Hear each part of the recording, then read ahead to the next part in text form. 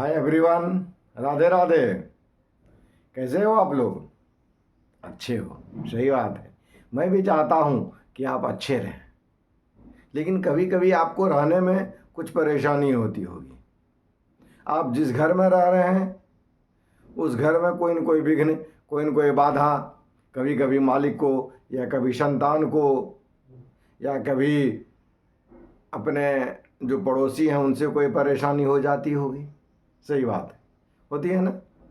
एकदम सही बात है। तो आइए आज हम लोग उन्हीं बातों पर चर्चा करेंगे कि आपको क्यों इस तरह की परेशानी हो रही है।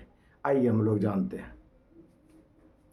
तो सबसे पहली बात है कि आप जहाँ रहते हो उस जमीन का ढाल कैसी है। आप जहाँ रह रहे हो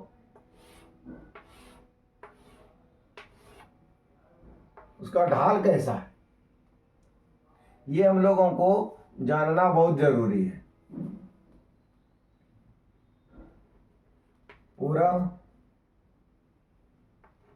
पश्चिम,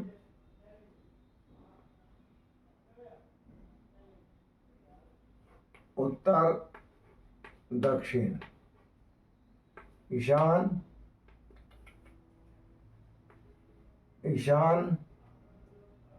अग्नि, नैऋत्य और वायव्य। ये हमारे प्लॉट है, यही हमारा प्लॉट है मान लीजिए। और इसी में हम लोग क्या करते हैं, यहाँ पर हम लोग देखेंगे कि उसका जमीन का ढाल किधर है, ढाल किधर है। और यदि इधर उधर रहेगा तो आपको कोई न कोई परेशानी होती रहेगी। तो हम लोग आज जमीन के ढाल पर चर्चा करेंगे,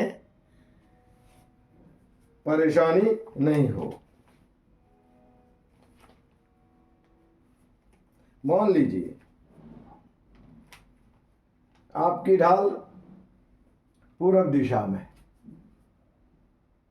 किधर है? पूरब दिशा में।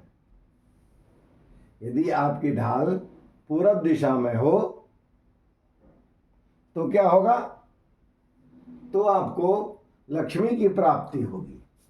यदि आपकी ढाल इधर हो तो आपको क्या मिलेगा? धन मिलेगा, लक्ष्मी की प्राप्ति होगी। ठीक है, इतना आप लोग समझ रहे हैं? चलिए, मैंने थोड़ा सा और नज़दीक कर दिया है। अब आप लोग देखें, यदि ढाल किधर हो? पूरब की ओर हो तो आपको क्या मिलेगा? लक्ष्मी की प्राप्ति होगी। लेकिन यही ढाल आप यदि अग्नि कोण की ओर कर देते हैं, ये ढाल यदि आपके अग्नि कोण की ओर हो, ठीक है, तो आपको पीड़ा होगा, कष्ट होगा और आप हमेशा क्या रहेंगे? दूसरे का दास बन के रहेंगे। इस बात का आप हमेशा ध्यान देंगे। और साथ ही साथ मान लीजिए आपका ये ढाल किधर हो? दक्षिण की ओर हो जाए। आपका ढाल यदि दक्षिण की ओर हो जाए तो निश्चित ही आप मृत्यु को प्राप्त करेंगे। जिसके जमीन का ढाल दक्षिण की ओर होती है, उसको घर में उनका माता पिता हो या परिवार हो, उसको यहाँ पर मृत्यु का सामना करना पड़ता है। इसका अर्थ है कि कोई मुखिया है, उसको मृत्यु मिलेगी। लेकिन यही ढाल यदि हमारा नैऋत्य कोण में चला जाएगा तो क्या होगा? यहाँ धन हानि होगी। यहाँ धन आपको खर्च होगा ज़्यादा, लाभ कम। नहीं, हम लोग कहते हैं ना, अठन्नी खर्चा रुपया, भैया ठन ठन गोपाल। तो यही है, यहाँ पर आपको समय समय पर धन हानि होता रहेगा। लेकिन यदि आप पश्चिम की ओर ढाल है तो आपको पुत्र पर, संतान की हानि होगी।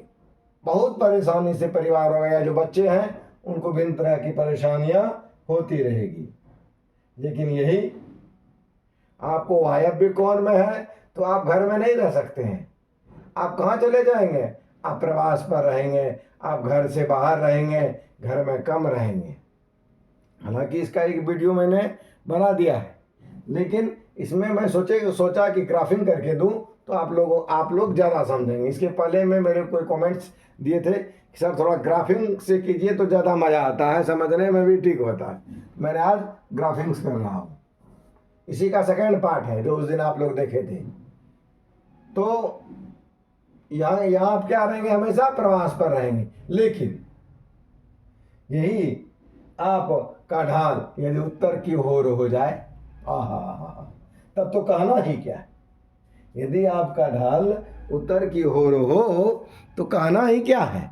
आपके घर में दिन दुनी रात चौगुनी आमदनी से होना शुरू हो जाएगा।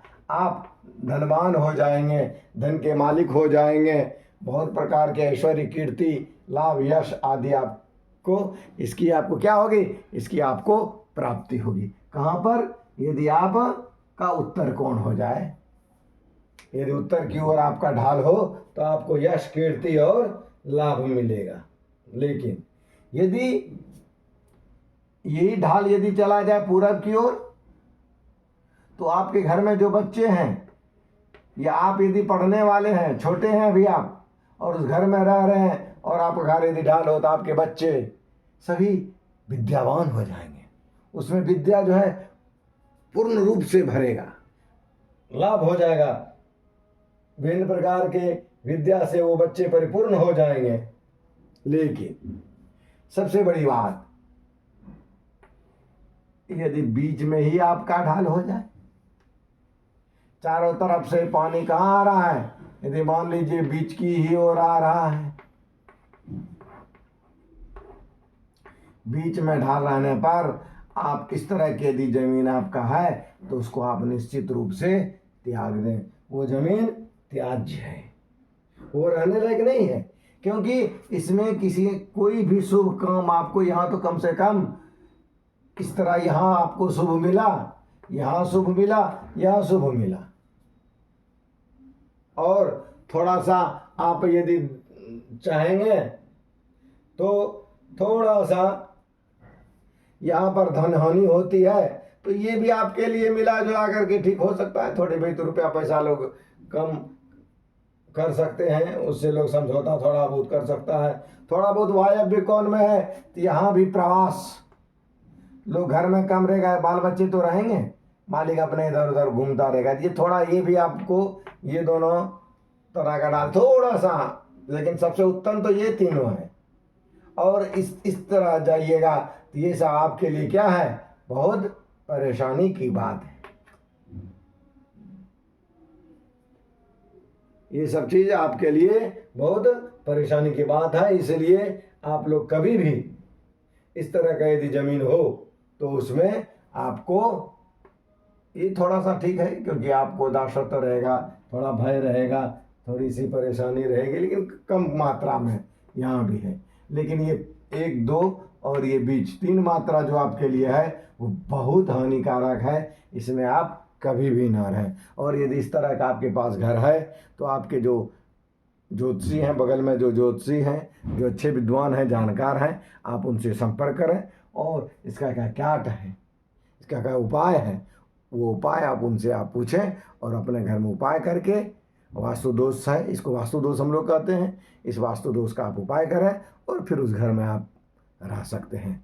इसका भी सबका उपाय है। बस आज इतना ही, शेष हम लोग दूसरे दिन मिलेंगे। प्रेम से बोलिए राधे राधे।